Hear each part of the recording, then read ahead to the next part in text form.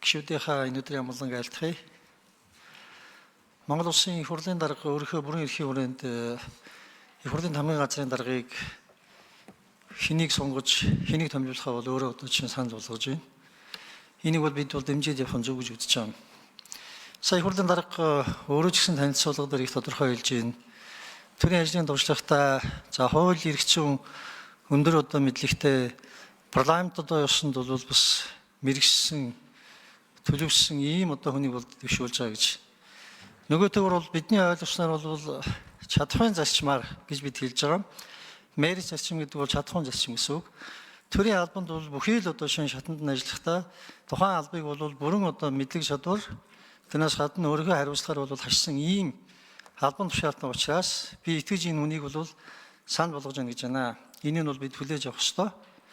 Нөгөө төгөр одоо үлзий сайхан дарга бол урд нь бас улсын хурлын хамгийн даргаар ажиллаж ирсэн. Тухайн үед үндсэн хуулийн өөрчлөлтийг хийх ажлыг бол бас хамтран одоо гарцсан усуудын нэг гэж ойлгож байгаа. Өөрөө парламентын чиглэлээр мэргэжсэн судлаач, за тэрнээс гадна одоо практик дээр одоо энэ ажлаар бол бүрэн мэргэжсэн учраас тохирно гэдэгт бол эргэлзэх зүйл байхгүй. Нөгөө төгөр бас одоо гурав зүйлийг заавал хэлэх ёстой. Түрүүн бас улсын хурлын даргачсан тэмдэглэнэ. Энэ нь их хурлын хамгийн газрын манай одоо даргач бай, зөвлөхүүдч бай, тэрнээс гадна манай референтүүдч бай. Их хурлын гишүүдийг алдаа хийж байгаа бол алдааг нь бол зогсоох үүрэгтэй. Энэ бол ямар нэгэн байдлаар бол дур зоргын асуудал гаргаж байгаа бол эсвэл одоо санамсаргүйгээр мэдхгүйгээр гаргаж байгаа алдаа байгаа бол энийг зас залруулах нь бол өөрөө төрийн ажил талаас маш чухал. Тэгжээж бид бас төрийн албан хаагчдынхаа ялангуяа улсын хурлын гишүүдийнхаа алдаа гаргахгүйгээр ажиллаа хийх бас өөрийнхөө одоо чинь үйл ажиллагааг тогтвортой үргэлжлүүлэх энэ баталгааг нь хангах хэрэгтэй. Тэгээ тэр баталгааг хангах чадаагүйс бол ямар нэгэн асуудал үүсчээд дараа нь тэр нь явсаар гаад улс төрийн бүр сүүлдээ нийгмийн одоо шүүмгрэнд маш том одоо эргэлзээ бас тэнэгэлзээ маргаан дагуулдаг энэ байдлаас бид нар ангижрахын тулд мэргэжсэн парламентчид тэрнээс гадна мэргэжсэн парламентын одоо чинь зохион байгуулалтыг хариуцсан төрийн албан хаагчид байх энэ одоо соёлыг бол бүрэн төлөвшүүлэх ёстой гэдэгт бол эргэлзэхгүй байна. Өмнө ажиллаж ирсэн баасан даргыг бол сая Ариун заяа дарга одоо гишүүн бол хэлж байна. Үнэхээр бас мэргэжсэн хүн. Тэнд бол ямар ч эргэлзэх зүйл байхгүй. Агентийн дарга байсан, төрийн нарийн бичгийн дарга байсан. За тэрнээс гадна хуулийн чиглэлээр бол мэргэжсэн.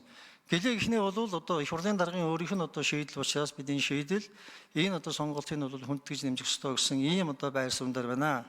Үлжий сайхан дарга урд нь яаж ажиллаж ирсэн тэр туршлага дээр тэрнээс гадна үндсэн хуулийн зэслэр ч гэсэн сая одоо шинэ шийдвэр гаргахад оролцсон тэр туршлага дээр дулгуурлан энэ одоо ажлыг аваад явна гэдэгт бол бас эргэлзэхгүй байна. Төсвөл нь бас нэг зүйл бас яригадаад байна л да.